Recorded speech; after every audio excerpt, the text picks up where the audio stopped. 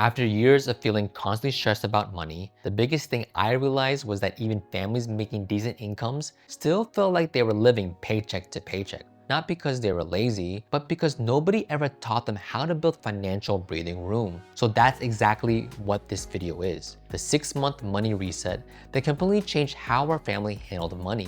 Everything you need to go from feeling overwhelmed by money to actually feeling in control of it.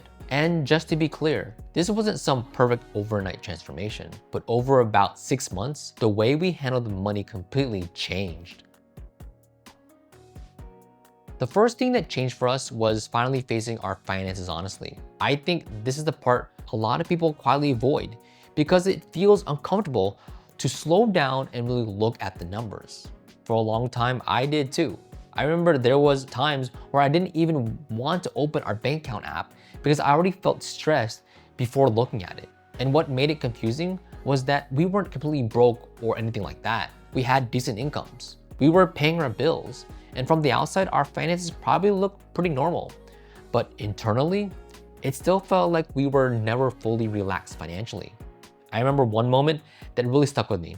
I was at a store and just felt guilty about spending money, even if it was a few dollars. And that feeling honestly bothered me because I kept thinking to myself, why does everything still feel financially tight, even though we're technically making progress? Have you ever had a moment like that where logically, you know you're doing okay financially, but emotionally, it still feels like there's never enough breathing room? I think a lot of families quietly live in that tension. You're earning money, you're trying to do the right things, but mentally, it still feels like there's no margin.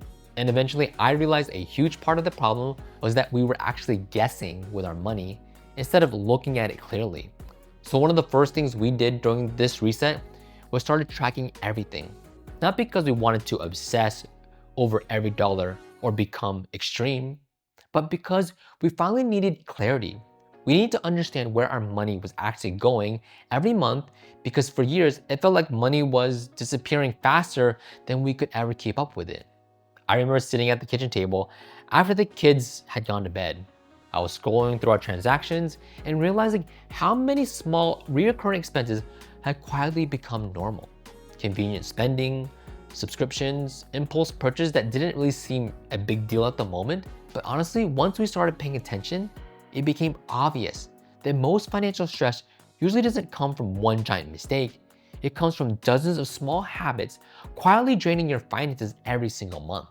And that awareness alone started changing our behavior almost immediately. The second shift was we stopped trying to look successful. And honestly, I think this is one of the biggest traps middle-class families fall into today because there's so much pressure to constantly upgrade your life. The more money people make, the more pressure they often feel to improve everything around them. Maybe it's a newer car, a bigger house, eating out more often, or spending more convenience because life feels busy and exhausting. And honestly, I'm curious if you ever felt that pressure too. Like feeling guilty for not upgrading something even when you know you probably wouldn't improve your life that much. And the hard part is that none of those things feel irresponsible on their own. But over time, those small upgrades slowly eat away at your ability to build wealth and create breathing room financially. One thing that would probably surprise people is that our net worth grew. Our daily life honestly didn't change very much. We still drove older cars. We still focused on regular maintenance instead of constantly upgrading. I can still remember sitting in repair shops hoping the mechanic would tell us the issue was fixable because the last thing we wanted was another car payment. And looking back, I think keeping those same habits is one of the reasons our wealth grew as quickly as it did. Because wealth usually grows quietly. Most of the time, it doesn't look flashy. It looks like consistency. It looks like delayed upgrades. It looks like taking care of what you already own instead of constantly replacing it. And I think one of the biggest mindset shifts that changed our financial trajectory was when we stopped asking ourselves, does this make us look successful? And started asking ourselves, does this actually improve our life in a meaningful way? That shift alone created a surprising amount of breathing room for us financially. And if you're trying to build wealth in a more intentional way without pretending to be rich online all the time, make sure to subscribe because that's really what this channel is about. And once we started creating a little breathing room, we were finally able to start planning ahead instead of constantly reacting to money problems. The next thing that changed everything was giving every dollar a purpose. Now, whenever people hear budgeting, they usually assume it means restriction or stress. Like suddenly life becomes less enjoyable and every purchase has to be analyzed. And truthfully, that's part of the reason I resisted budgeting for a long time.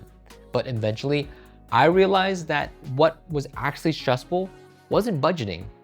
What was stressful was constantly wondering where our paycheck disappeared to every month. So instead of treating budgeting like a punishment, we started treating it like a plan. Before the month even started, we started giving our money direction. Bills had a purpose, savings had a purpose, debt payoff had a purpose, investing had a purpose, even fun spending had a purpose because we still wanted to enjoy life without constantly feeling guilty afterwards. And I still remember the first time I looked at our accounts and realized we had different savings goals slowly building over time. Not just one checking account trying to survive every expense. We had intentional savings for future goals. That feeling changed everything emotionally because for the first time, it felt like we were building something instead of just surviving. And even small progress started feeling motivating. Watching savings slowly grow, seeing debt balances move downward, knowing future goals already had money assigned toward them. That consistency completely changed how we handle money as a family. And if you ever felt financially exhausted, even while doing all the quote unquote right things, hit the like button because I think a lot of families feel this way the more people realize. The next big shift was using debt payoff to create momentum. And I think sometimes when people hear that my wife and I got rid of over $250,000 in debt, they assume we completely stopped enjoying life and became extremely restrictive overnight. But honestly, it was less about perfection and more about consistency. We just started making intentional decisions over and over again. Every payment mattered. Every balance we paid off freed up more cash flow. Every financial win created a little more momentum and confidence. And emotionally, debt carries a lot of weight that people don't always talk about enough. Even if you're making decent income, debt can quietly make you feel stuck because part of your future income already belongs to somewhere else before you even earned it. I still remember refreshing our accounts balances after making payments and realizing the numbers are finally starting to move in the other direction. And what surprised me was how motivating even small progress became.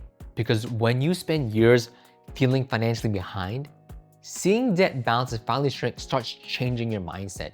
You stop feeling trapped and start feeling possibilities again. And honestly, I think that momentum matters more than people realize. Because once debt stopped controlling so much of our income, that's when wealth really started accelerating for us. The final shift that changed everything was automation. And I think this is where a lot of families struggle financially long-term because they rely too heavily on motivation. But motivation fades. Life gets busy. Work gets stressful. Unexpected expenses happen, and when your financial plan depends on feeling motivated every day, it becomes really difficult to stay consistent long-term. So instead of trying to make perfect financial decisions every single day, we focused on building systems that kept working even when life got chaotic. Automating savings, automatic investing, transfers, small systems quietly moving money in the right direction without requiring us to constantly think about it.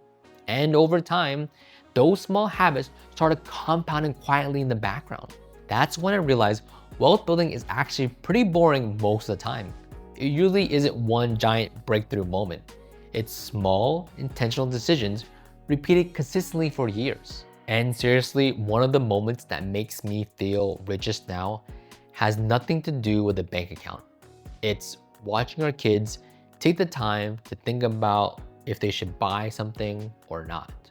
Or watching them become creative with the things that they already own instead of constantly asking for more. because I think a lot of us grew up believing happiness always comes from upgrading something. But I honestly think one of the most valuable things this journey gave our family was learning how to feel content without constantly needing more. I'd actually love to know if you've ever noticed this too. Do you feel like the older you got, the more valuable peace of mind becomes compared to impressing other people? And looking back, this entire 6-month reset wasn't really about becoming perfect with money. It's about becoming intentional with it. That intentionality gave us breathing room, reduced financial stress, helped us pay off debt, and ultimately changed the trajectory of our family's financial future.